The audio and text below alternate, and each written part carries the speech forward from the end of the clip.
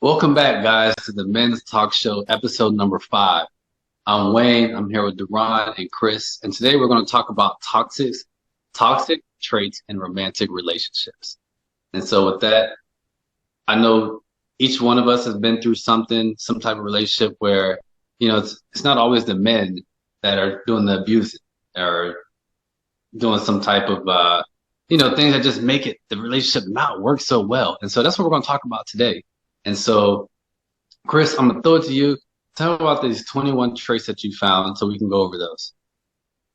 All right, guys. So, we all know the normal ones like sexual abuse, emotional abuse, the regular ones. These ones are the more, I would say, subtle ones where they don't go noticed as quickly. You don't notice that these are happening. It's not like getting hit in the face or being called an asshole or something like that. These are kind of the more subtle things that we don't notice, but they really have a huge effect on us as men. All right, so I'm just going to rifle them off and then we'll talk about them afterwards, okay? First one, gaslighting. Everyone knows that one. Pretty familiar. Projection. This one's probably not as familiar, but happens frequently, usually in the workplace too. Nonsensical conversations from hell. That rebuttal with argument that just makes no sense. Yeah. I know you want to get through all of them. Yeah. Yeah, no, it's all good, man. We're going to have to stop right there on that one. All That one right. right there. Conversations that just don't make no sense, right? Like, it happens all the time where you'll be doing something, like you're just chilling, and all of a sudden, out the blue, you just get hit with bam, like, da da da da da da da. And you said this, and it's like, what, huh? Like, what are you talking about? Yeah, they're so random at times. Like they will just say things that you wouldn't even think they would say at that moment. Like, where did you come up with that? Yeah. It doesn't make any sense the way that they would, sometimes women would say things. And like, I thought we resolved that issue a year ago. Why are you still bringing that up? Well, and the funny thing too is it happens like you start the conversation like you want to better the relationship and you want to have a thoughtful discussion to move forward with this problem that you seem to see in your relationship. And then it's like, just a straight mind fuckery of toxic abuse that's just coming at you from every left way. And you did this, you did that, and I did that because you did this, and you act like this because I did that. And it's just like a ping pong session where at the end of it, you literally just feel completely bewildered by what just happened. And they get to walk away like nothing happened as well, right? And they've won in that case where they leave with this sense of pride that, you're in the wrong and they're in the right. And that never serves a relationship well. No, I'm sitting there like at the end, like you said, like what just happened? Like, like you just get blindsided by a truck, a little miniature truck at that, smaller. It's like, man. And Anyway, it started with, I like chocolate ice cream more than vanilla ice cream, babe. you know? All right, go ahead and finish reading the list, Chris. We're really excited to hear the rest of it. All right. Number 4, blanket statements and generalizations. So this is like, you always, you never do the dishes. You never unload the laundry machine. You never pick me up from work, or you never, although you do, it's just not as frequently as they would like, or, yeah, you know, I or men can't. are always, right? That's one we hear in society far too often. Men are always, right? Well, yeah, that is like, man, you never give me a hug. Like, you always wake up and you just do your thing and you go about your day. It's like, well, not really. I mean, like, I come, I've had a girlfriend who always would say always. That's like, no matter what it is, if I left one sock on the ground, right, because I missed the basket, so you always leave your laundry out and I have to pick it up, or you always leave that cereal bowl in the sink. It's like it's one bowl. Like it's okay. Like it doesn't mean we need to argue about it. Like I'll go clean the bowl and put it back. I mean, it's not a big deal, you know? And when they react in that way, the funny thing is usually it happens that the bowl ends up in the sink far more often. Because you're like, well, if I never do it, then I never do it. Right? Subconsciously, you get stubborn like that. You don't even notice that you're doing it. Right? You're just like, fine. Or you do things like you do certain things, but they don't realize it. Like, you know, if you do come up and you let's say you like your thing is to passionately kiss your girlfriend on her forehead, right? And then let's say you went a week without doing it. Now it's an argument, and then she brings that up like, see, you used to kiss me on the forehead, now you never do it ever. And it's like, wait, like, you know, we never watch our favorite show on Netflix together. And I'm like, well, you started watching it without me, so Right? Like there's some logic here, always, man. Yeah, but then I she'll think say, women why? have their own sense of logic that we don't actually normally agree with men. Like, Yep, that's weird. absolutely. It's not real. Yeah. Anyway, I was gonna say it's not real logic, but I mean, that's No, kind of just Logical to them, but not logical to us. Yeah, That's kind and of the that's same the funny thing is that's how they think about our logic, right? Which is crazy, right? You guys are too logical. You're not logical enough. We'll leave that one. Let's go to number 6. Yeah, let's dodge this bullet right now. Number 5, deliberately misrepresenting your thoughts and feelings to the point of absurdity, right? Where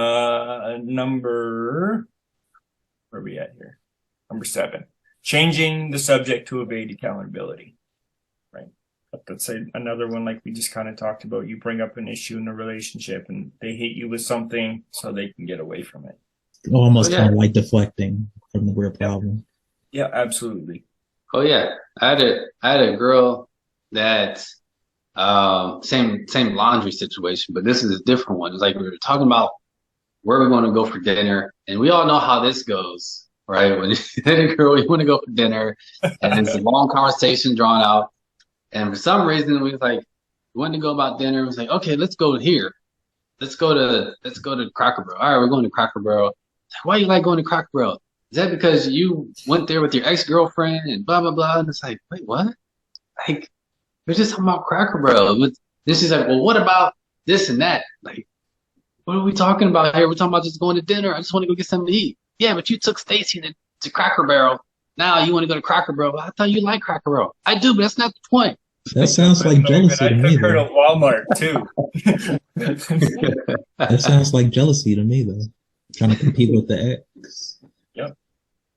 All right, another one here. Covert and overt threats. So these are like just straight up, like you ever, leave me with a bill at a restaurant, I'm gonna have somebody chase you down and kill you, or I'm gonna scratch up your car, you know. Or those little ones that are less straight in your face, like, this one time a guy did this to me and I did that back. In the back of your mind, you're like, wait a minute, this is sketchy. Number 9. I'll slap your head off. It's like, but you're like 5 foot. I mean, like, sometimes women forget how small they are. Not that they're not strong and powerful and beautiful, but at the same time, it's like that physical aspect, it's like, I'll whip your ass. Well, okay. It's going to be kind of hard to do that when you're down here and I'm up there. Yep. Number 9. This one is like a number 1 rule in my household: no name calling. If I'm in a relationship with you, man, I will never call you a name. I will never call you a bitch when we argue. None of that. It just cannot happen. Even one time. You can do it under your breath and in your mind all you like, and it will never hurt the other person. But you can never take those words back. Ever. Ever, ever, ever. Remember that, especially with your children. You can never take those words back. Oh yeah, that's the biggest thing from my past is I felt with the toxic traces. That right there, where you're having a heated discussion and you get called a name like just anything, like you don't even know blah blah blah because you're just a scumbag, or they. I really don't want to say the type of words I've heard, but we all know what we've heard from our significant others, who's supposed to be a significant other, and women will say the most outrageous things. And if we retaliate and say something, then like the word bitch or something like that, we retaliate, then the whole conversation will shift, and that's all they're focusing on. You think I'm a bitch, or you think I'm this and that. Yeah, But they throwing all these knives of words at us. You're just a weak man. You can't even carry my bags on the biggest day. Blah blah blah blah blah. All that, and we just gotta stand there and take it. Like that. That is what really gets to you after a while. 'Cause you're just like, it just boils inside. You just get so frustrated. Like, man, why are you calling me all this stuff? Like, I'm not even calling you out your name, but you're doing it to me, and I just gotta sit here and take it. Like that's just not right at all. Not necessarily. You don't have to sit there and take it. You know, a lot of Yeah. times, just because we think we're the men, we're supposed to hold in everything that we're saying and never have any conversation, dialogue. But that's what help. That's what makes a relationship a healthy relationship, when you can talk without cussing with each other. You know, Yeah. that's Yeah, and it's something I bring up almost immediately if I enter into a relationship with somebody, like, before we're even boyfriend and girlfriend. It's talked about, like, if you can respect this one boundary in our relationship, we will be so much stronger. But the second somebody crosses that line, our relationship is destined to fail. Yeah, that's how I see it. because it's also demeaning. It's also demeaning when you call somebody that. Yeah, right? Though that word will bounce around in your head for the rest of your relationship every time you guys get into an argument. Every single time. Every time you leave the house mad, every time she's upset at you, every time you go to sleep angry, that word is just going to bounce around inside your mind, inside your heart. And that's where you need to be the strongest, right? So it's never going to work. I think we're on number 10 or 11 here.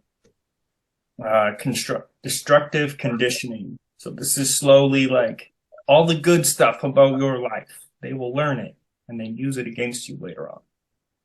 In ways that are like completely blindsiding and backwards, but they hurt nonetheless.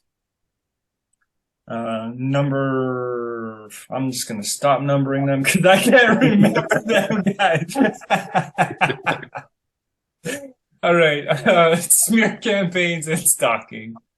This is pretty common after a relationship, right? She'll tell your friends that you're a dirtbag and all the things that you magically, imaginarily did through your relationship that were never brought into the table or told anyone else ever the entirety of your relationship. And then all of a sudden you're all these things later on. And it's basically an attack on your character and your integrity, which as men, there's nothing that we hold more value and more pride in than our integrity. When somebody attacks that in a way that's completely false, it's so detrimental. And there's nothing that will break your mind down faster than something like that. Well, yeah, for men, right? The number one thing, no matter what we get called, the number one thing you do not tell a man, regardless of how it is not tell him he's not good in bed, or he has a small member, right? No matter what. And then after a relationship, things may have been going great the whole time. She's feeling it, you're feeling it, the physical aspect. That's what I'm talking about, the physical aspect. And then when it's over, now she's telling her friends, oh, he's got a small member, and he never did me good, and I had to fake it every time. And it's like, that's the one thing, like, women cannot say to men, because that will destroy us on the inside. No matter how massive you are or not, right? No matter how good you put it down or not, it's going to eat at your ego. Yeah. And you're going to constantly think about that. You may be, what? I'm just going to stop there. But yeah, yeah, I was gonna stop there, but yeah, that is the one thing that women cannot say, and they do after a relationship. They just smear you because they want to make you feel like lower than dirt, and that's to know that one way that they can get to you is by attacking your manhood down below. Yep. Another one is saying that you are abusive. Oh yeah, that's very common. Like Man, women will I know say so that you many are men. abusive, and that is not even the case. Yep. It's not even one scratch mark on you. Yep. And the thing with society is that the instant a man gets called something like that, they spend the next subsequent number of years disproving that.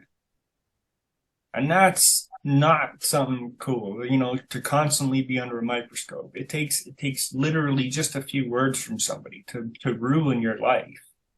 And you have to prove your innocence, even though, it's very clear, right? Like too many fathers lose their children because of stuff like this. And this is a serious issue, especially in Canada. So all you Canadian men out there who need a place to chat, man, come and join us, because I'm here for you and I'm understanding what you're going through.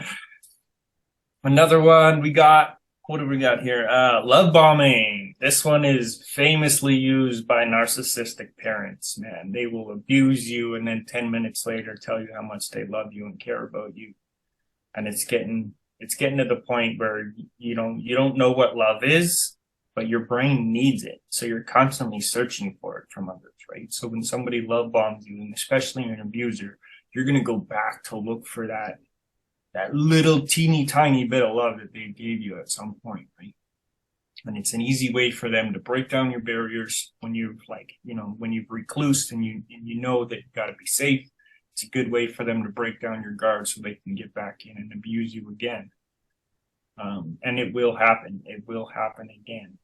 And just like they say, like, if a man hit a woman one time, he'll hit her again. But in this case, and we're talking about the woman, if the woman hit you one time, it's still the same rules still apply. If they abuse you one time, what makes you think they're not going to do it the second time or the third time, or as many times as you keep letting them do it? We got to be better. It's pretty low stats for people who move on to not be abusive after physical abuse in a relationship. If somebody's, punched somebody else in the face, chances of that happening in the future are usually pretty high, unless that person puts in a serious amount of work. But at that point, the relationship is over. Like you cannot rebuild a relationship from physical abuse. It just cannot happen. You can say that it can, and you can lie to yourself and hide it. But at the end of the day, I don't think it's something that anyone can thrive after. Yeah, that's the one thing I keep to myself, or keep pride in myself, that I know no matter what type of toxic traits that I've felt and have thrown at me in emotional abuse, I've never gotten to that point where I let myself go and physically abuse the other person. And so no matter how close you get, you picture in your head, like, man, that's just one good time, but let's talk about that, man. Let's talk about that, because the thought is there. Oh yeah, situation, right? Absolutely. And let's normalize that. That's an experience that many men beat themselves up over. So how do you deal with that, man? How did you get through feeling that feeling? Because that fucked me up the first time I ever felt that. When I was like, ooh, I swear to, afterwards I was like, wait a minute, what am I as a man?